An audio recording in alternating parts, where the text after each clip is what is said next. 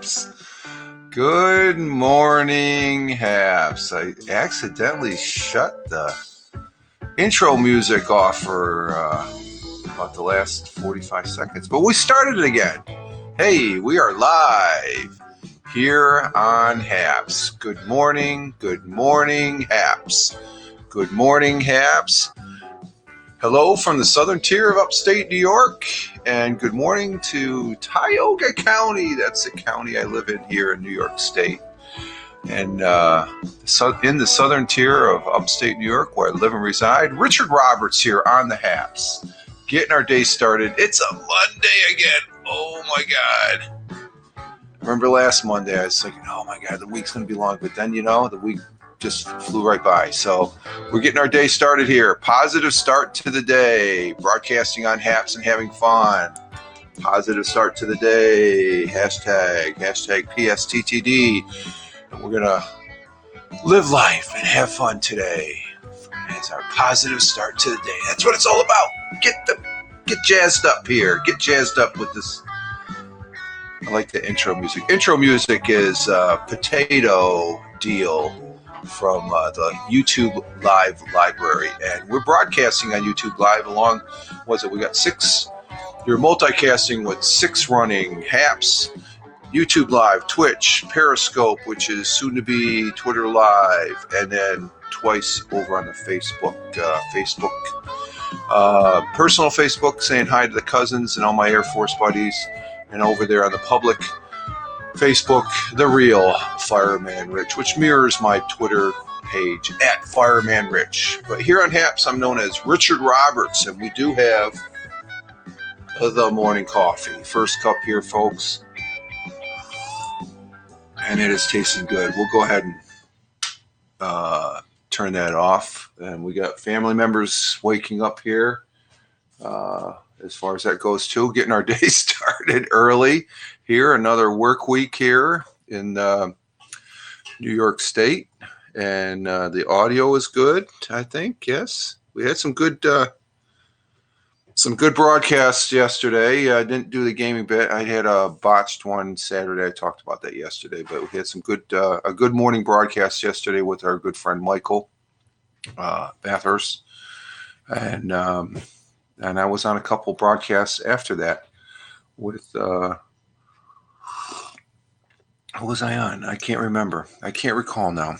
It's just, the mind is just getting going this morning here, folks. And, but we are getting our day started here. Today is a work day at the day job. I'm recognizing we have 3 on the eyeball this morning here. And thank you for your views. Thank you for the replay. We got a lot of replays yesterday. A lot of replays. The one I had with Michael Bathurst, that was up there a bit, so I don't know. It's just, I'm very grateful for the views. We got 4, another person popped in here. Just have to recognize that because that's what it's all about, live streaming here. I enjoy that, and then the indication that there is somebody listening, even to a minute or two, that's fine. Oh, I did this yesterday. I had a smudge on my glasses. I don't know what that is all about, but we will clean them here. So we're getting our day started here in the southern tier of upstate New York, where currently it's about, I would say, anywhere from 10 to 16 degrees Fahrenheit, even though the web page says 7 degrees Fahrenheit. I don't know. The kitchen one says 16, so I'm going to go with the middle, 10 to 15 thereabouts. Sunshine and a few clouds. We're going to get a high of 46 degrees Fahrenheit. The spring weather is coming in this week, I think. 46, that's high. It's going to be warm. It's going to be warm. This morning, the sun will be rising at 06:30, which is in another 49 minutes. 49 minutes from now, it will be rising. And it will be setting at 4 minutes after,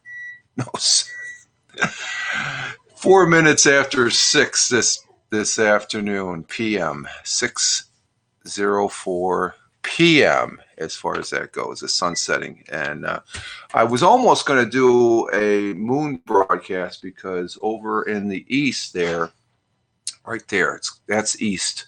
The sun is rising. We got a quarter moon rising right now, and I could have got a shot with the telescope here out in the living room and broadcast via mobile. Which that's what I did. I got on a couple broadcasts yesterday with the LG Stylo 5 Android phone. It's Android 9. I got a nice phone protector there, the American flag. That's but there was a broadcast I was in. I think it was Space Gals. Randy Horton, the great Randy Horton here, a very gracious individual and broadcaster, indicated again that my camera is pretty good. It's just as good as this camera, and this camera is just to plug it. If you're looking for a camera, I would recommend it. So I don't get any bank from it. I'm not associated with this company, but that's the camera that's looking at the camera box that it came in. The Nexigo, and Michael Bathurst is the one that recommended that one, and I got it. He has a microphone. I like my microphone. I got the CAD U37 I had for years, so it's the sound I want and stuff. It's a condenser mic. I guess I could do better, but you utilize what you have available here. So I'm real happy with the portable or the jumping in broadcasts on the mobile. It seems like it's a better mix. But to produce this one, I like using the iPad mini so I can bring intro music and outro music to the broadcast. And I think there's some people doing some neat little things that I saw on some other broadcasts. I think Colin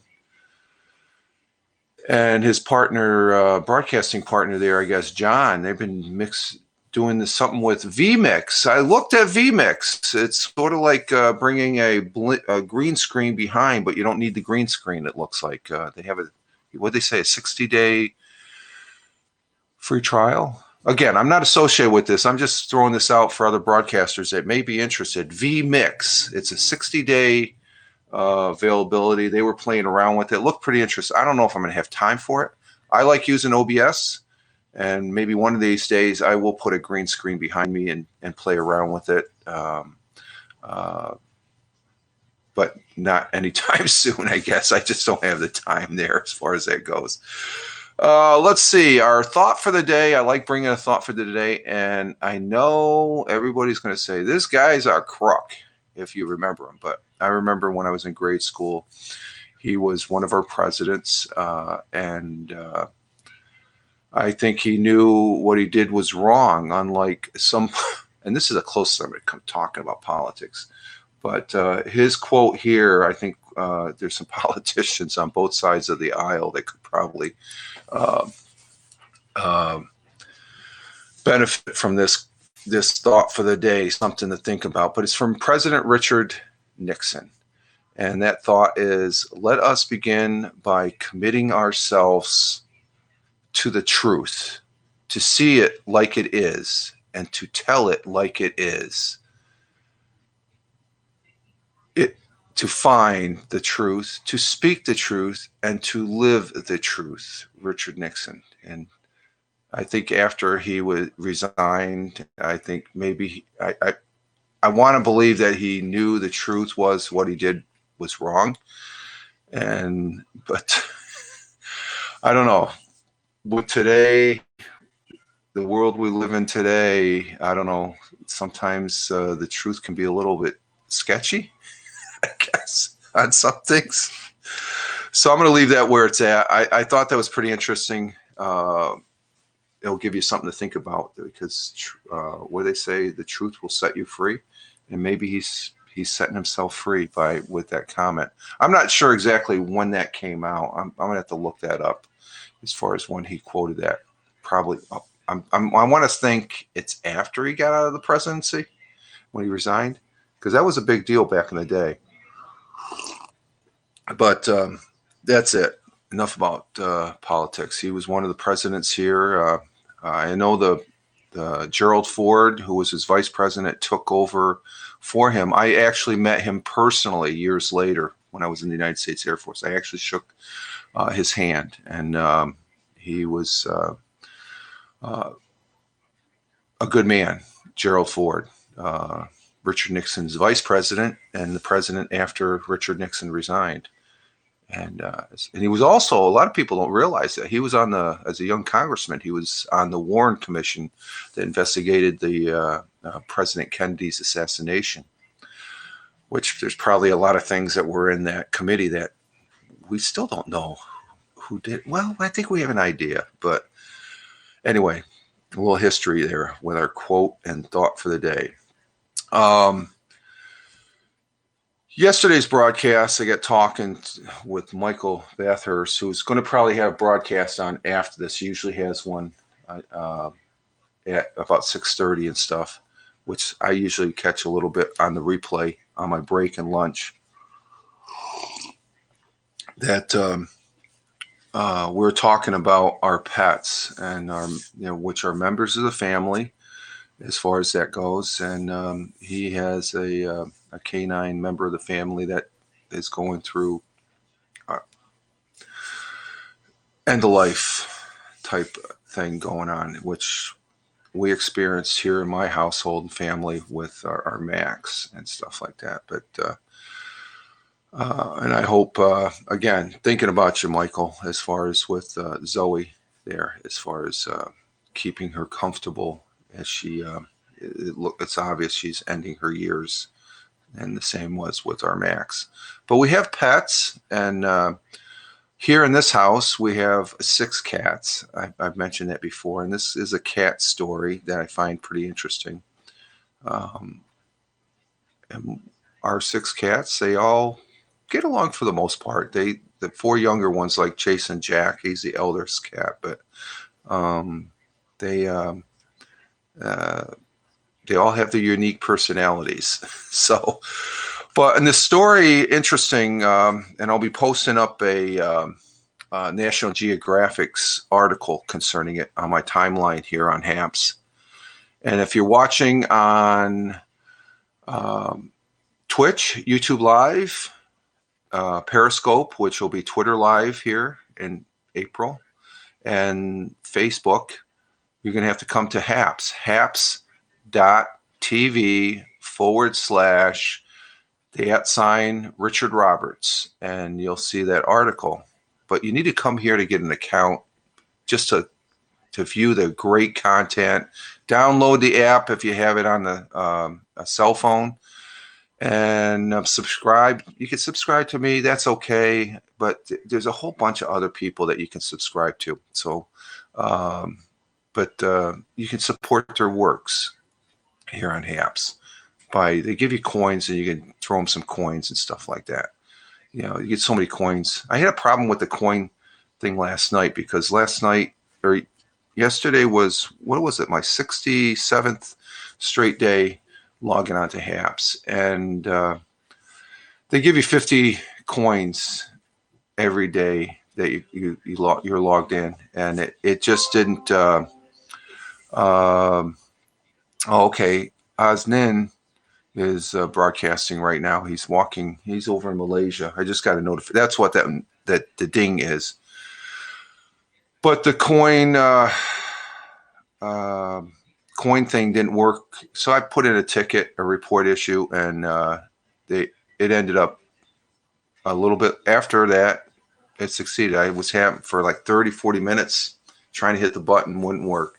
So the HAPS teams, thank you very much for correcting that. If you did, I'm not sure if you did. Never got a response back. But okay, back to our cat story. Ancient DNA shows cats domesticated themselves. It wasn't man or humans. It was cats domesticated themselves. Why are we not surprised? Well, I thought they were domesticated by us, but I guess they're not.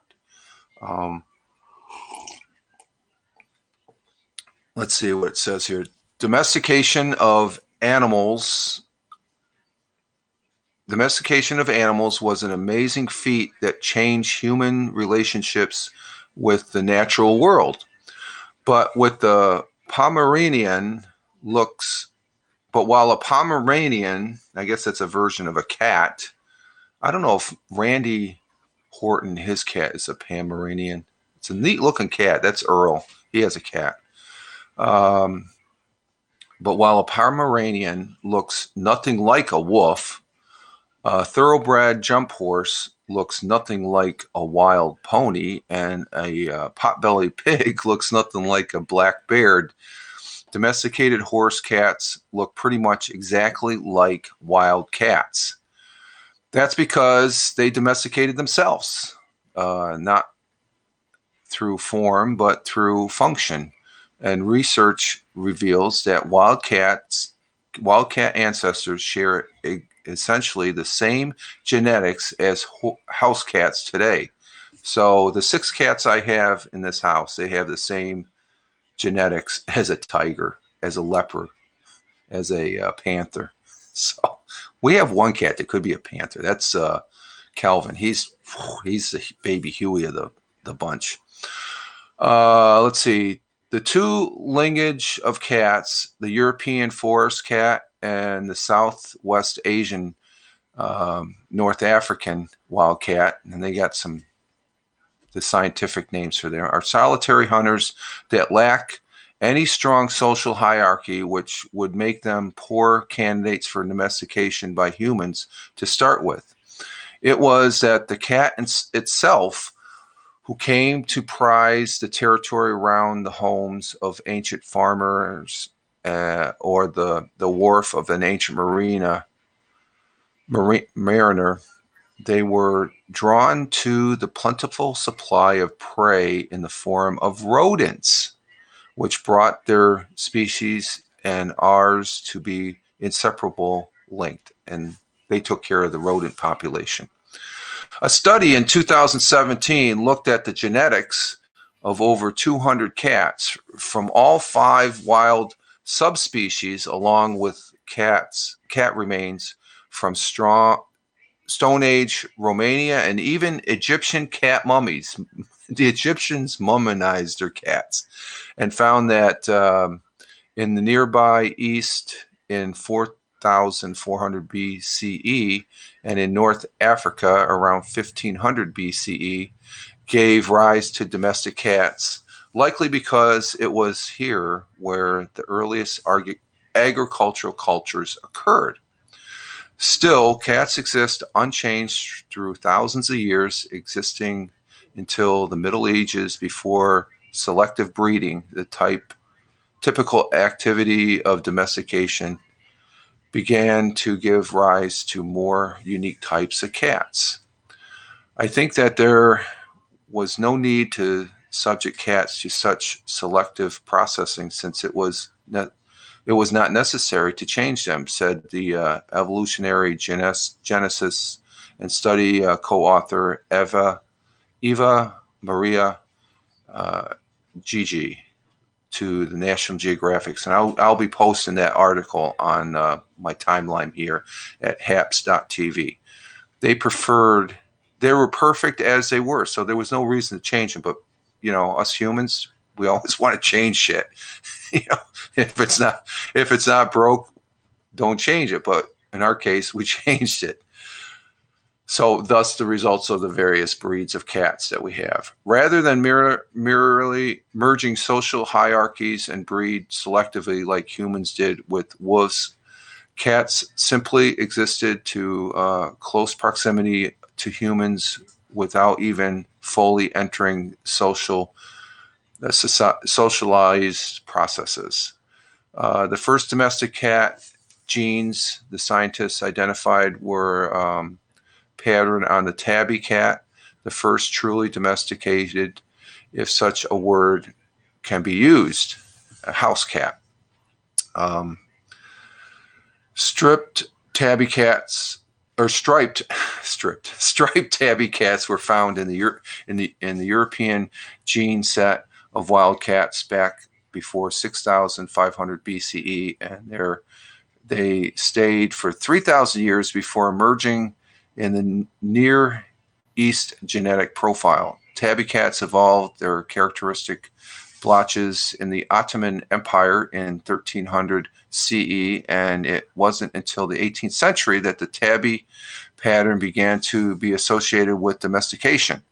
Not until the 19th century, thousands of years after dog diffusication, did Europeans begin selective certain characteristics to breed together in cats, resulting in the Russian Blue, perhaps around 1875, and the Maine Coon around the same time. While not really being truly domesticated, cats are a celebrity part of our lives. Yeah, they provide us with a great amount of entertainment. And they exist in 74 million homes here in the United States alone. So the lack of selective breeding means that, for the most part, genetic susceptible to disease, typical of hyper specialized dog breeds, is mostly best in cats and not uncommon, for they live past 20 years. Now, we've had two cats before the current cats, Ben and Peach. They lived, what was it? Almost 18, I think, or something like that. So these cats they're probably, was it Jack? He's back here on the back on the pillow taking his morning nap. Sometimes he's up here. I guess the last couple days here he's popped up there, but not this morning. I think Jack is he's probably pushing 10. So he is he still can get around pretty good. Let's see, how's it sound? Yeah.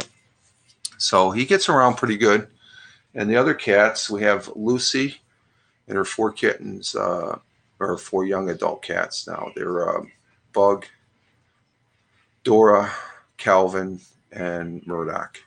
So we got 6 cats. And I'm recognized we have 15 on the eyeball. We've got 1 like. Thank you for that. I appreciate that as far as recognizing that here on the broadcast.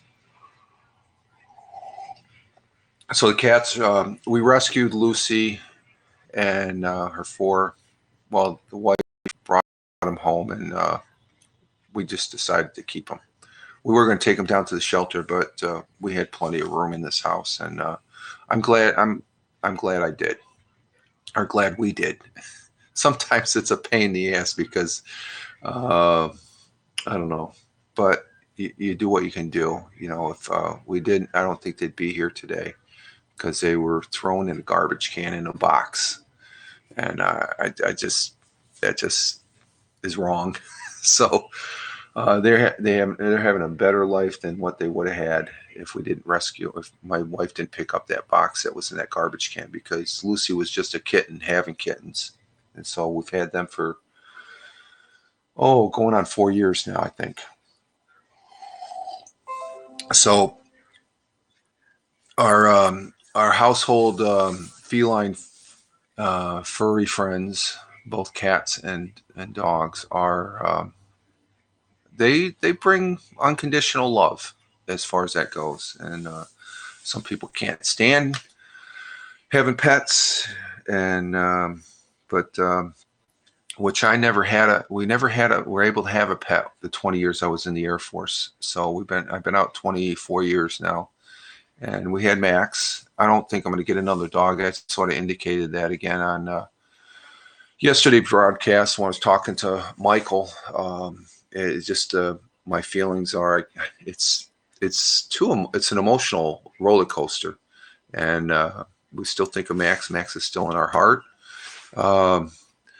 But as a carer for pets, because I don't like saying I own the pet. The pet is here. Well, the pet's not here by choice, but if you have a responsibility as a pet owner, pet provider, or whatever you want to say, that you need to take care of them, and they're part of your family because of the love they give back to you. Of course, they're giving it to because they want food. That's what. So I'm just putting that for my own benefit, the unconditional love, because they do. I think they do really, become part of the family, and they leave a lasting effect. And our loss of Max, which we did the thing that's very hard as a pet carer to because it's one of those things. It's not just oh, Max broke his leg and we're gonna take him out. No, he lived a very good full life for 16 years. He's going through quite a bit of pain. There was no easy fix. I think just the way he was acting, he knew he was on his last journey in this life. And you try and make them comfortable. It's no different than a loved one as far as that goes, as far as when you put a loved one, which I have with my in-laws, and well, it's happened with my in-laws and my mother. They're in hospice care. They're on their final journey, their last moments here on this earth, and you have to keep them comfortable, and that's the love that you give them as they depart this physical world. So it's pretty emotional. I'm talking about it here on HAPS. We had a good discussion yesterday about our pet friends here and the families yesterday with Michael, which it helps the process of moving forward, that you had a good life with them, you provided for them to the best you could, and then you had to do, as much as I didn't want to, it was the thing you have to do, or else the animal suffers. The animal suffers, and it I don't believe in I don't know. I got mixed feelings about the so-called euthanasia and stuff, but it just there's people like, oh, we'll end our life now, but I don't know. With Max passing, I almost think we're doing it when we're providing care for our elderly that are in hospice care. Anybody that's gone through that process, it's a very dramatic time, emotional time, but it's the love for the family member that you're providing. So it's not an easy decision. And for Max, it was just, I thought we were going to have Max for at least another year and stuff, but he just took a time for the worse. He had, oh, I forgot to turn off the scanner. There we go. My wake up call. And we're sitting at 30 minutes. But just to finish, Max, we almost lost him 2 years after he came into our lives, and he was just a dish rag. I remember being at the job and getting a call that the vet didn't know what was going on, and that we had they could provide us with an appointment that would have been a week later up at Cornell for the vet, because Cornell's known for their veterinarians that they graduate. We could have took him to Cornell, or else there was another place up in Ithaca called Colonial, and he was just a dish rag. Max was like, there's nothing this local vet could do.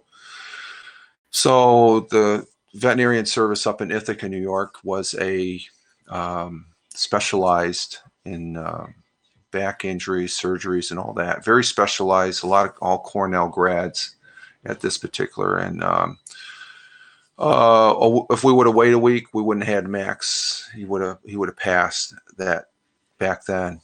14 years ago, 15 years ago. And so I get a call from the missus, and she said they have an appointment, and I just told work, I'm out of here. We got Max, and like I said, I just held him in my hands. He was a dish rag. He was like, we needed to get him care. So we took him up to Ithaca, which is about an hour drive from here, I guess. And the veterinarian took a look at Max, and I'm holding him in my arms and on the table, and he said, well, we'll be right back, Mr. Roberts. They took Max, and we're going to do some tests, and then we'll come back with his estimate of the cost. And I'm sitting there, and I'm looking at the missus. I'm going, are we, what's this estimate? What's this estimate? Is, and I said, are we in an automotive? I couldn't fathom that. It's just like, I wasn't, it was the last thing on my mind was the concerning about the bill. So, wasn't the veterinarian. She was still with Max. The vet tech came back in and said, "Oh, here's your oh, how can I drum? Where's my prop?" It says she comes in with a piece of paper and she starts handing. Well, here's the estimate, Mr. Roberts. And I go looking at that. I'm looking. I said, "Whoa, stop right there." I said, "I don't want to look at that paper." I said, "I just want to know, can you take care of Max? Can you help Max?" And to Tex says, "I think we can, sir." I said, "That's all I care. I don't care what it costs." I mean, the cost was immaterial because Max was a member of our family. So, and he was young, and I'm thinking, geez, they have to be able to do something. Well, they were able to do something. The tools and hardware that they had at this veterinarian office, the local county rural veterinarian service didn't have. I was asked to, we need your permission to do an ultra scan. And so I said, I don't care. Do what you can do. Do whatever you can do to find out what's wrong with Max. Well, the veterinarian, a very sharp veterinarian, she was able to diagnose.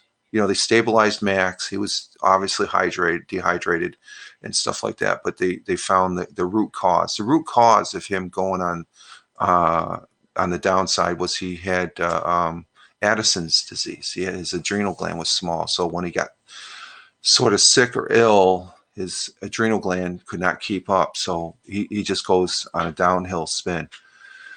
So they prescribed medicines, and he had a bi-monthly steroid shot, and he lived a normal life. The thing is, with the steroid shot, well, in that process, he had operations on his legs, which brought him back, where he could move around by himself and stuff and walk.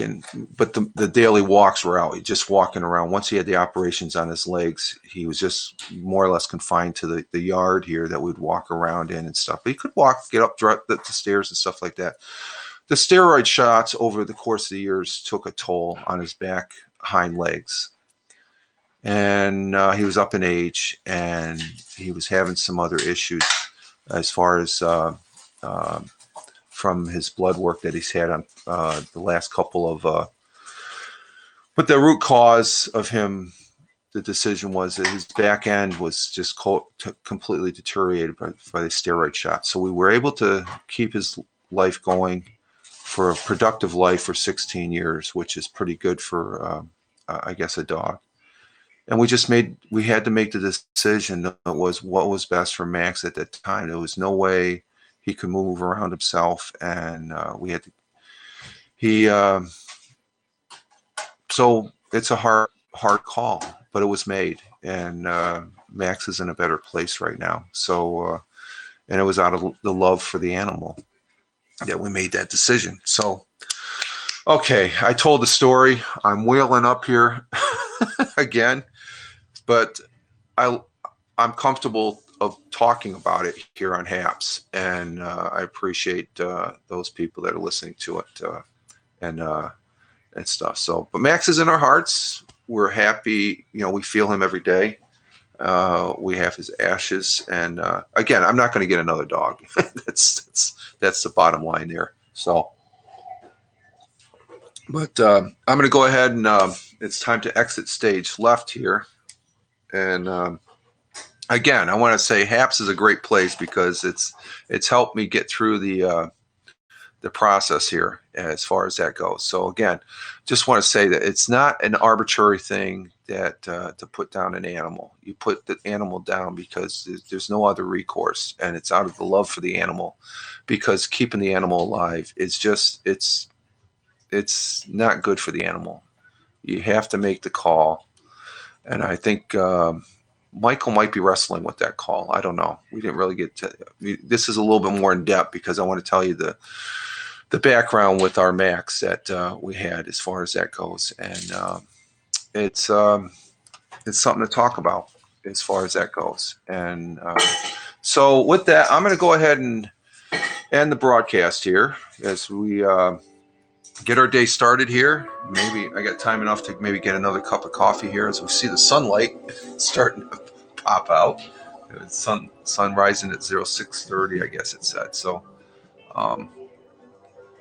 so you all have a great one wherever you may be on this big blue marble. Again, thank you for the view. We got 21 on the eyeball with one like or one thumbs up. I greatly appreciate it. You all have a great one wherever you may be on this big blue marble. Live life and have fun. Ciao for now. Peace.